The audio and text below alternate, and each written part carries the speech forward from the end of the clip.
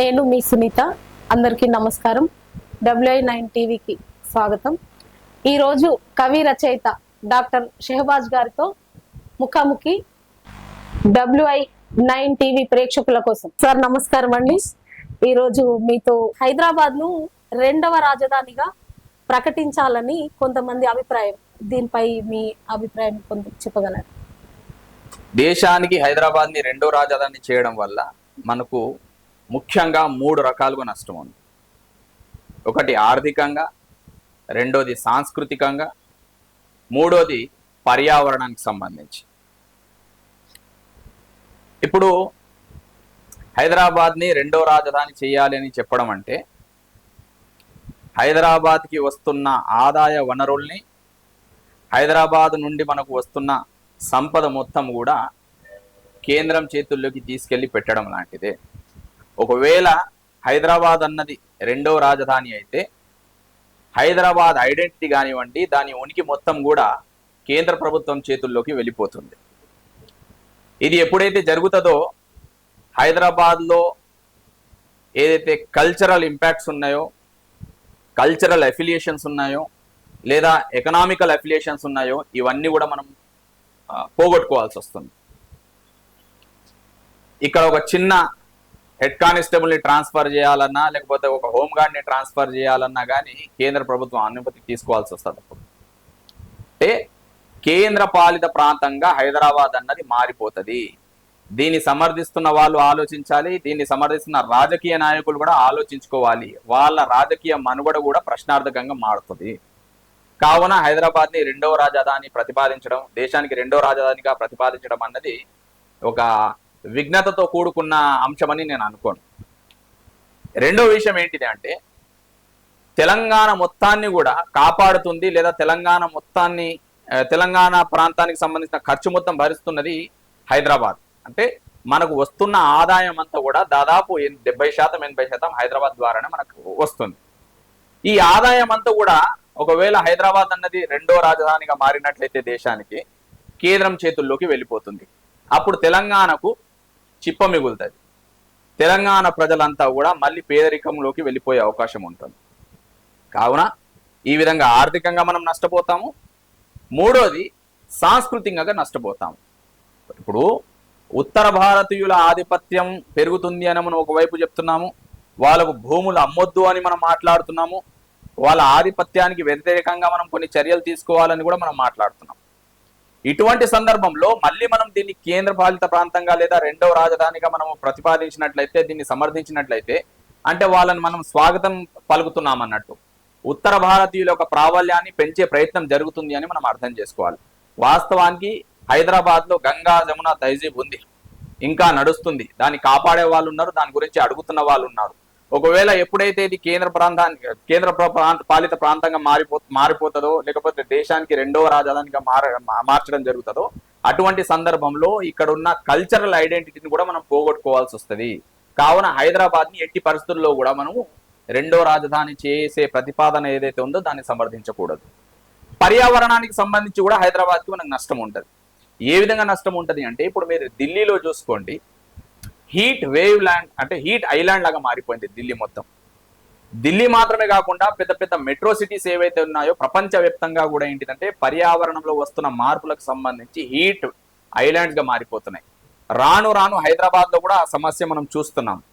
ఎప్పుడైతే ఇది రెండవ రాజధానిగా ప్రకటించడం జరుగుతుందో అటువంటి సందర్భంలో ఇక్కడ కూడా ఏంటిది అంటే ఏ విధంగానైతే ఢిల్లీ నాశనం అయిందో, ఏ విధంగానైతే ఢిల్లీలో పొల్యూషన్ పెరిగిందో, ఏ విధంగానైతే ఢిల్లీలో పెద్ద పెద్ద మేడలు వచ్చిన తర్వాత అక్కడ ఏమంటారు భూమికి సంబంధించిన ఉష్ణోగ్రత పెరగడం జరిగిందో ఇక్కడ కూడా అదే జరుగుతుంది. దానివల్ల పర్యావరణం దెబ్బతింటది, దానివల్ల ప్రకృతి వినాశనాలు సంభవించే అవకాశం ఉంటుంది, వరదలు వచ్చే అవకాశం ఉంటుంది, కరువు ప్రాంతంగా మారే అవకాశం ఉంటుంది. దీన్ని మనం లోతుగా ఆలోచించి ప్రతి ఒక్క కనెక్టివిటీని మనం చూసినట్లయితే ఎట్టి పరిస్థితుల్లో కూడా హైదరాబాద్ని మనం కేంద్ర పాలిత ప్రాంతంగా లేదా రెండవ రాజధానిగా ప్రకటించడానికి ఒప్పుకుంటాం.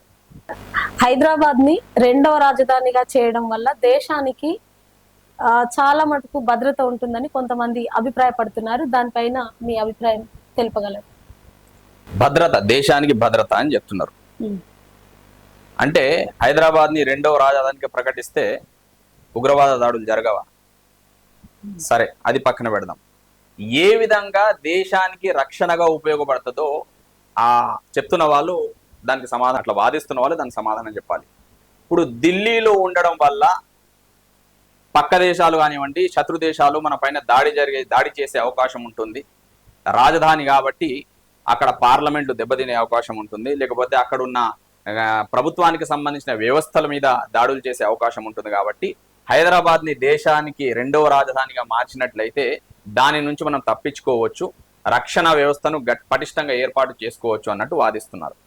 నిజానికి ఆ రక్షణ ఎవరి కోసము? రాజకీయ నాయకుల కోసం రాజకీయ నాయకుల కోసం అన్నట్టే కదా.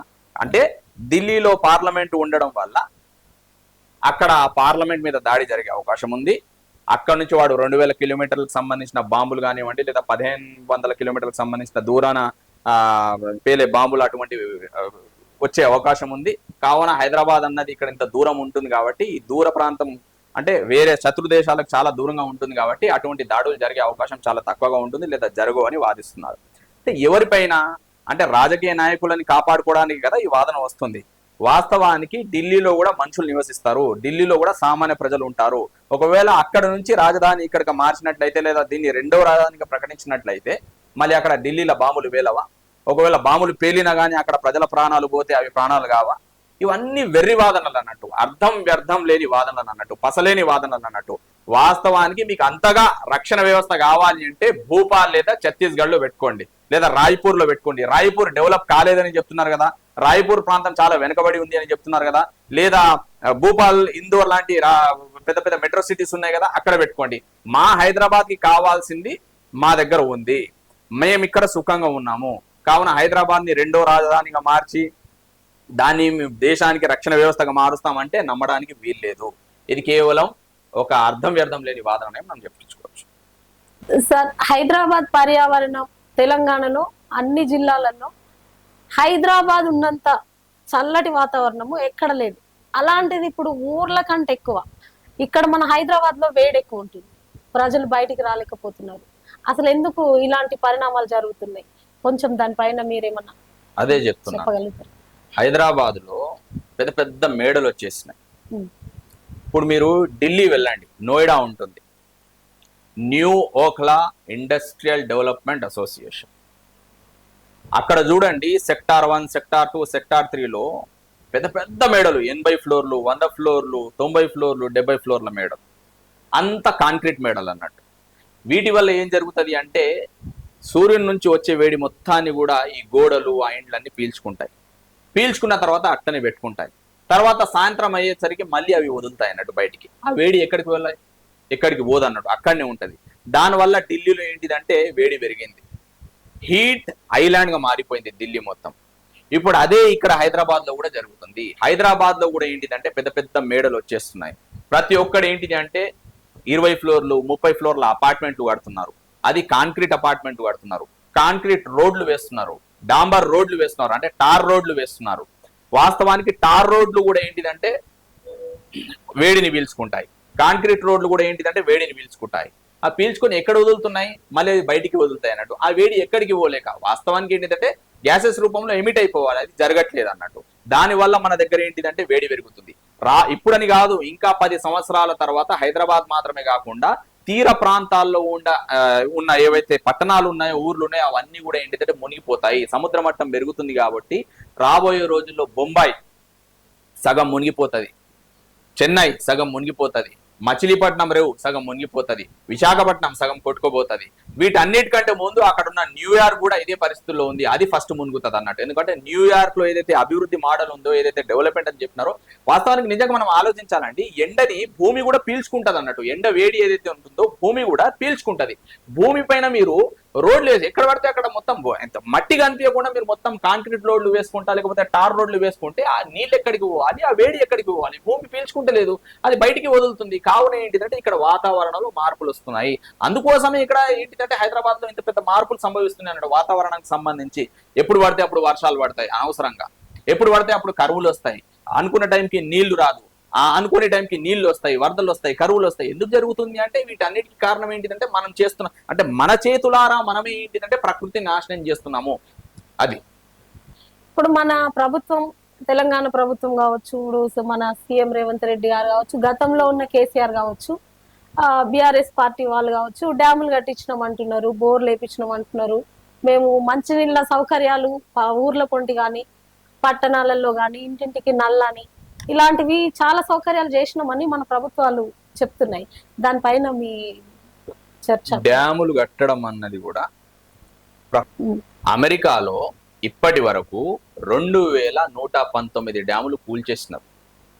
ఎందుకు అంటే డ్యాములు కట్టడం వల్ల ఆక్వాటిక్ లైఫ్, ఆక్వాటిక్ ఇకోసిస్టమ్ ఏదైతే ఉందో అది దెబ్బతింటుంది.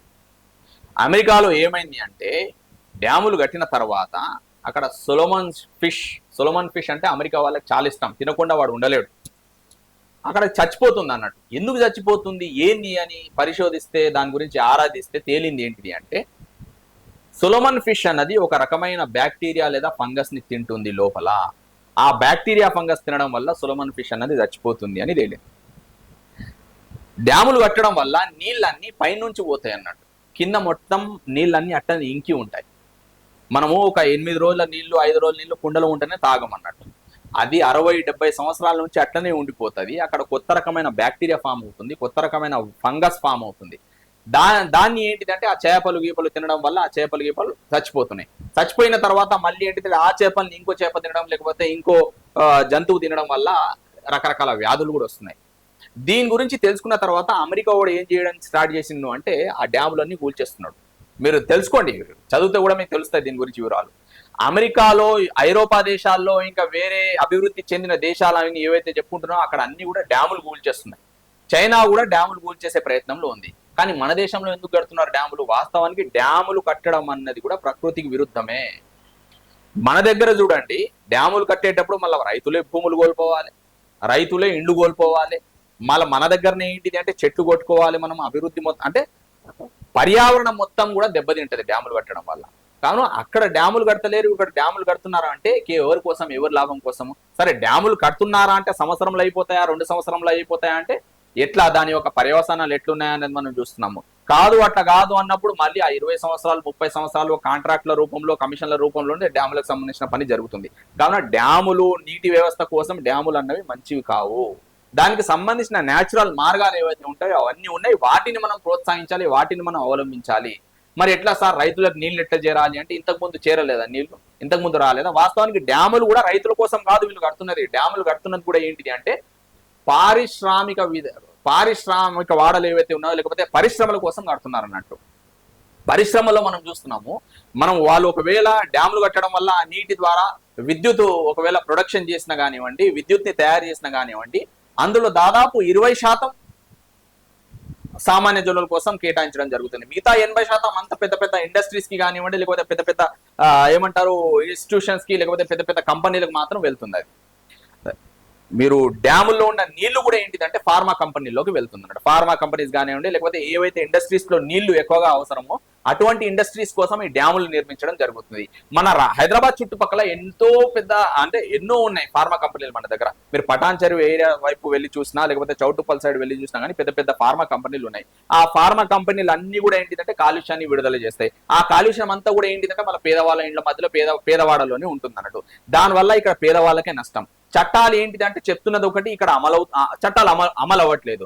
వీళ్ళు చేస్తున్నది ఒకటి, అక్కడ చూపిస్తున్నది ఒకటి, అక్కడ జరుగుతున్నది ఒకటి అన్నట్టు. కావున ఫార్మా మాఫియాని అడ్డుకోవాలి. అమెరికా వాడు కూడా ఎంత తెలివిగలవాడంటే కార్పొరేట్ సిస్టమ్ ఎంత స్ట్రాంగ్ గా ఉంటుంది, ఎంత కన్నింగ్ గా పనిచేస్తుంది అంటే మన దగ్గర అంటే వాని దగ్గర వాస్తవానికి వాని చట్టాలు ఒప్పుకో. అమెరికాని చట్టాలు ఏంటిదంటే మందులు తయారు చేయాలన్నా వాళ్ళకి కొన్ని రెస్ట్రిక్షన్స్ ఉన్నాయి, కొన్ని పరిమితులని, కొన్ని చట్టాలని, వాటికి లోబడే వాడు తయారు చేయాలి. దానివల్ల వాని వ్యాపారం దెబ్బతింటుంది. వాడు ఏం చేస్తున్నాడు అంటే మనలాంటి దేశాల్లోకి వచ్చి ఏంటంటే కంపెనీలు ఎస్టాబ్లిష్ చేస్తుండ్రు. కంపెనీలు ఎస్టాబ్లిష్ చేసి ఇక్కడ పట్టించుకునేటోడు లేడు, అడిగేటోడు లేడు. ప్రభుత్వాలేమో వాళ్ళ చెప్పు చేతుల్లో నడుస్తున్నాయి.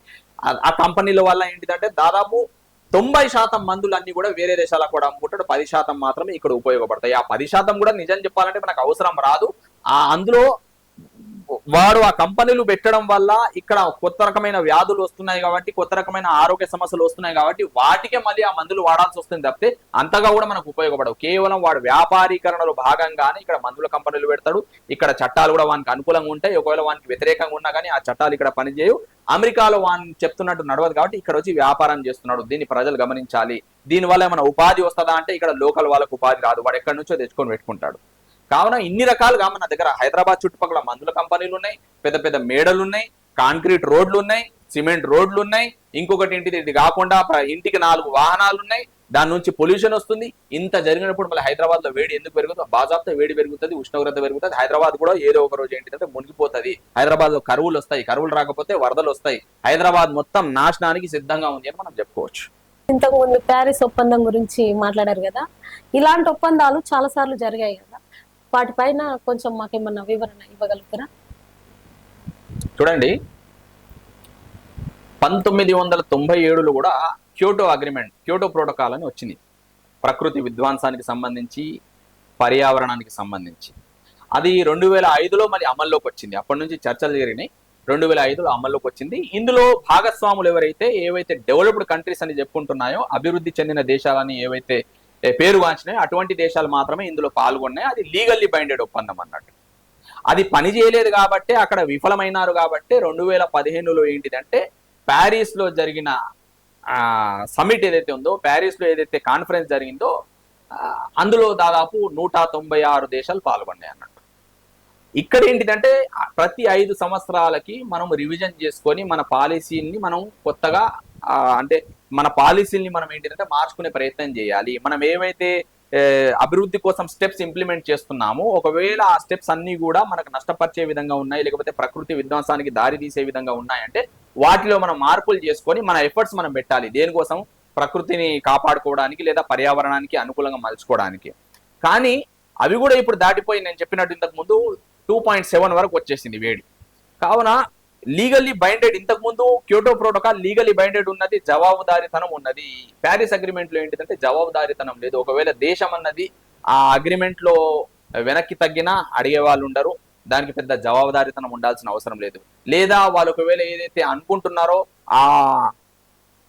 ఏదైతే మాక్సిమం లిమిట్ కానివ్వండి, లేకపోతే ఏదైతే వాళ్ళు అవుట్కమ్ అనుకున్నారో దానికి చేరుకోకపోయినా కానీ పెద్దగా దాని గురించి అడిగేవాడు ఉండడు. కావున అదొక నామకే వాస్తే చేసిన అగ్రిమెంట్ గానే మనం భావించాలి. అందుకే చూడండి, అంత చిన్న అమ్మాయి గ్రేటా థంబర్గ్ గురించి మనం విన్నాము. ఇంత పెద్ద పోరాటం చేసింది, ఇంత పెద్ద గొడవ చేసింది.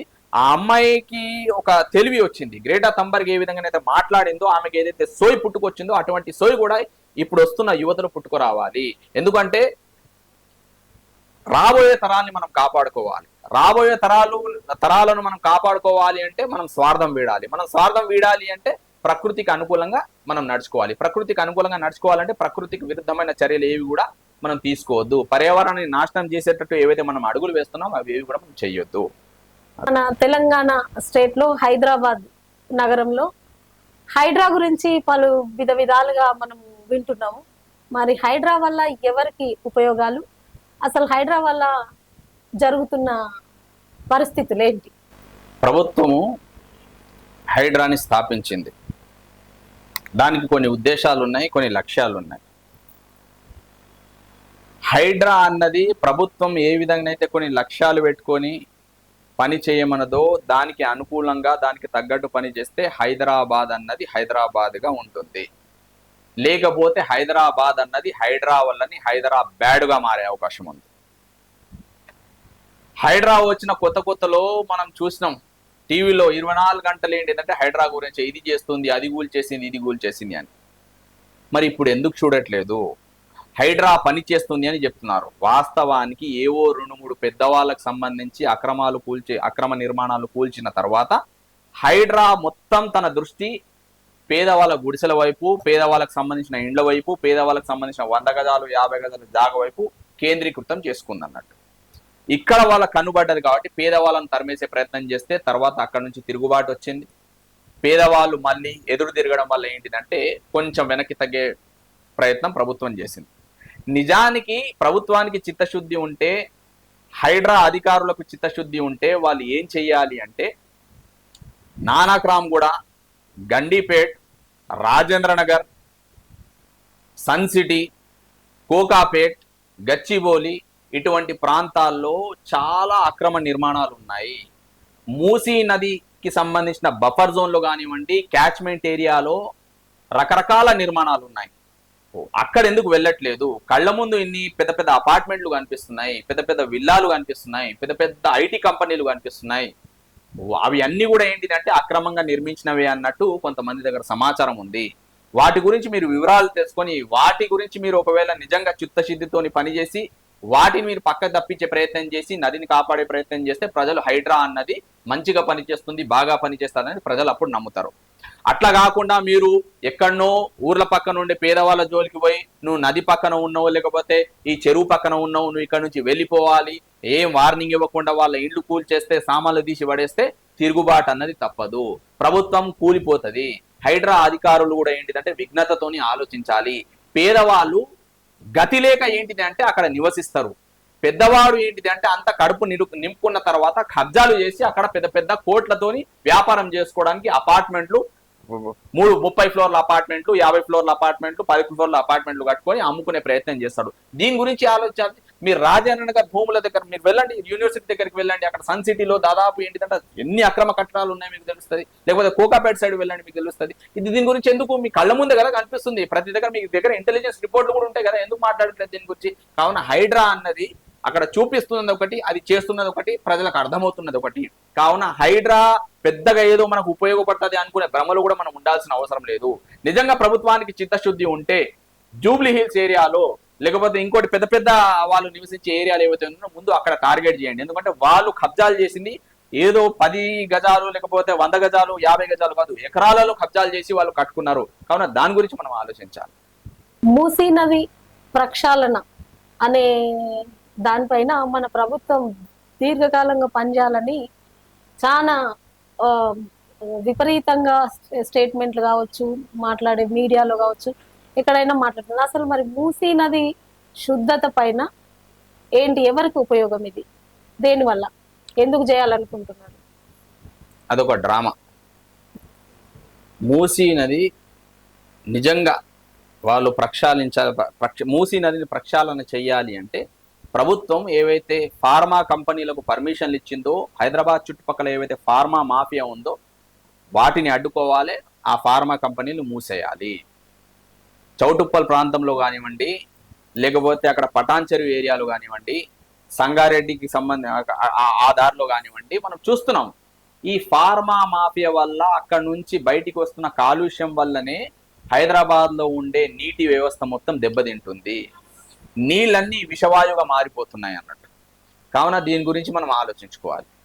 ఇంకొకటి, మూసీ ప్రక్షాళన వల్ల చాలా లాభాలు చూడండి, న్యాచురల్గా ఏర్పడతాయి. నదులు అన్నవి కూడా ఏంటిదంటే ప్రకృతి పరంగా ఏర్పడ్డవే. నువ్వు ఆర్టిఫిషియల్గా ఒక నదిని నిర్మిస్తాను లేదా ఆర్టిఫిషియల్గా నదిని మళ్ళీ నేను పుట్టిస్తాను అంటే ఇది జరగని పని. ఫస్ట్ ఎన్విరాన్మెంటల్ ఫ్యాక్టర్స్ని మీరు అర్థం చేసుకోవాలి. ఎన్విరాన్మెంటల్ ఫ్యాక్టర్స్లో ఏంటిదంటే అంటే anything which is artificial cannot stay permanently, everything which is natural will be destroyed by artificial things అని ఉంది. అంటే చెప్పేది ఏంది, మూసీ ప్రక్షాళన అని చెప్పుకున్నా, మూసీ సుందరీకరణ అని చెప్పుకున్నా, దీని వెనకాల కార్పొరేట్ పెట్టుబడిదారుల యొక్క ప్రయోజనాలు మాత్రమే దాగి ఉన్నాయి. ప్రభుత్వానికి సంబంధించిన వ్యక్తులు కానివ్వండి, లేకపోతే కొంతమంది రాజకీయ నాయకులకు సంబంధించిన లావాదేవీలు అందులో దాగి ఉన్నాయి. మూసీ ప్రక్షాళన జరగడం వల్ల లేకపోతే హైడ్రా రావడం వల్ల మనకు ఒరిగేది ఏమీ లేదు అని మనకి ఇప్పుడు అర్థమవుతుంది కదా. ఇన్ని రోజులు సరే కొత్తగా ఉన్నప్పుడు ఏంటిదంటే ఒక భ్రమలో ఉన్నాం, ఇప్పుడు ఏందో మనకు తేలుతుంది కదా, ఎంతవరకు ఏం పని జరిగింది, ఎవరు ఏం పని చేస్తున్నారో ఇప్పుడైతే మన దగ్గర స్పష్టం వస్తుంది కదా. అందుకే దీని గురించి ప్రజలు చాలా మటుకు అలవాటు పడిపోయి ఉన్నారు. ఇప్పుడు కరెంట్ లేకపోతే కష్టం, మరి మోటార్లకు అలవాటు పడ్డారు, బండ్లకు అలవాటు పడ్డారు, నీళ్ళకు అలవాటు పడ్డారు, అన్నిటికి అలవాటు పడ్డారు. మేము అన్ని లేకుండా ప్రజల మౌలిక వసతులు తీరడం చాలా కష్టంగా ఉంటుంది కదా, మరి ఎట్లా? దాని గురించి అలవాటు పడలేదు ప్రజలు, అలవాటు చేయబడ్డారు, అడిక్ట్ చేయబడ్డారు అన్నట్టు. చూడండి, కరెంటు వద్దు అని ఎవరు చెప్పట్లేదు. ఎంతవరకు అయితే అవసరమో అంతవరకు మాత్రమే మనం వాడుకోవాలి. ఇప్పుడు ఎట్లా తయారైంది వ్యవస్థ అంటే, ఇల్లు కట్టిన తర్వాత పగటిపూట కూడా వాడు లైట్లు వేసి పెడుతున్నాడు. పగటిపూట కూడా ఏంటంటే వానికి అవసరం లేకున్నా కానీ వాడు ఫ్యాన్ 24 గంటలు తిప్పుతున్నాడు ఏసీలు పెట్టుకొని. ప్రతి ఇంట్లో ఏసీ అయిపోయింది, ప్రతి ఇంటికి 4 వాహనాలు అయిపోయింది. ప్రతి ఇంట్లో ఏంటిది అని ఇంకోటి చూడండి, మనం చూసినాము ఎలక్ట్రిసిటీ షార్టేజ్ వస్తుంది అని చెప్తున్నారు. దానివల్ల ఏంటిదంటే బొగ్గును తీయాల్సి వస్తుంది బయటికి. బొగ్గు తీయడం అన్నదే పెద్ద, అంటే ఎన్విరాన్మెంటల్ ఫ్యాక్టర్స్ అది పెద్ద. బొగ్గు వెలికి తీయడం అన్నది విధ్వంసానికి ఒక కారణం. ఫాజిల్ ఫ్యూయల్స్ వాడడం అన్నది మనం ఆపేయాలి. ప్యారిస్ అగ్రిమెంట్ లో చెప్పుకున్నది కూడా అదే. 2016లో ఏదైతే ఉనికిలోకి వచ్చిందో ఫాజిల్ ఫ్యూయల్స్ ని వాడడం మనం తగ్గియాలి అని చెప్పుకున్నాం. ఇప్పుడు చూడండి, మన దగ్గర కూడా సింగరేణి ఉంది. సింగరేణిలో బొగ్గుకు సంబంధించిన పనులు జరుగుతాయి. కానీ మన 40-50 వేల కార్మికుల గురించి మనం ఆలోచించాలా, లేకపోతే 100 కోట్ల జనాభా గురించి ఆలోచించాలా అన్నది కూడా మనం తెలుసుకోవాలి. ఓపెన్ కాస్ట్ మైనింగ్ అక్కడ జరుగుతుంది. దానివల్ల డిఫారెస్టేషన్ వస్తుంది. దానివల్ల ప్రజలు ఇండ్లు కోల్పోవాలి, భూములు కోల్పోవాలి, అక్కడ ఉన్న చెట్లన్నీ కొట్టివేయబడతాయి. దేనికోసం? విద్యుత్ని ఉత్పత్తి చేయడానికి. విద్యుత్ ఉత్పత్తి అయిన తర్వాత మన వరకు చేరుతుందా, లేకపోతే ఆ కార్పొరేట్ పెట్టుబడిదారులకు సంబంధించిన పరిశ్రమలకు చేరుతుందా, లేకపోతే వాళ్ళ ఐటీ కంపెనీలకు చేరుతుందా, ఎక్కువ మోతాదులో ఎవరు వాడుతున్నారా అన్నది మనం చూడాలి. కావున ఒకవేళ మనకి ఎంతనైతే అవసరమో అవసరానికి తగ్గట్టు మనము చేసుకుంటే సరిపోతుంది. అవసరానికి మించి రాబోయే రోజుల కోసం కూడా మనం ఎక్స్ట్రాగా ఏమైనా ప్రొడక్షన్ ఆహార ఉత్పత్తులకు సంబంధించి కూడా అదే మాట్లాడుకుందాం. మన దగ్గర రాబోయే 10 సంవత్సరాలకు సరిపడేంత ఆహార ధాన్యాలు ఉన్నాయి మన దేశంలో. ఇది గమనించాలి. కావున వ్యవసాయ విధానంలో కూడా పెద్ద మార్పులు రావాల్సిన అవసరం ఉంది. వ్యవసాయం అంటే ఇంకో విషయం నాకు గుర్తొచ్చింది. ఈ ప్రకృతిలో ఏవైతే మార్పులు సంభవిస్తున్నాయో, పర్యావరణంలో ఏవైతే మార్పులు సంభవిస్తున్నాయో వాటి వల్ల ఏంటిదంటే ఫుడ్ ప్రొడక్షన్లో కూడా తేడాలు వస్తాయి అన్నట్టు. ఆహార ఉత్పత్తుల్లో కూడా ఏంటిదంటే నెగటివ్గా మనము కొన్ని కొందరు చూస్తాం.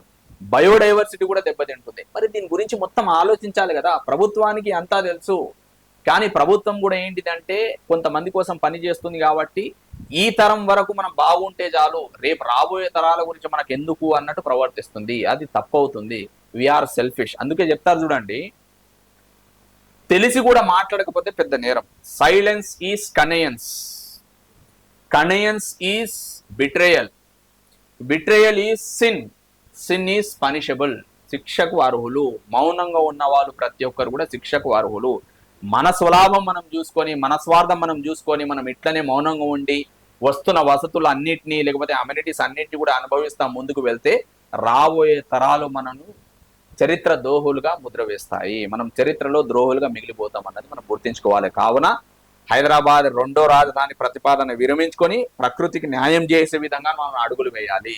ప్రకృతికి విరుద్ధంగా ఏవైతే మనం అడుగులు వేస్తున్నామో వాటి నుంచి వెనక్కి జరిగి ప్రకృతికి అనుకూలంగా మనము అభివృద్ధి మాటలు ముందుకు తెచ్చే ప్రయత్నం చేసుకోవాలి. తప్పితే అట్లా కాదు ఇట్లా కాదు అన్నట్టు మొండిగా ముందుకు వెళ్ళే ప్రయత్నం చేస్తే ప్రకృతి మనతో ఆడుకుంటుంది, చెలగాటం ఆడుకుంటుంది.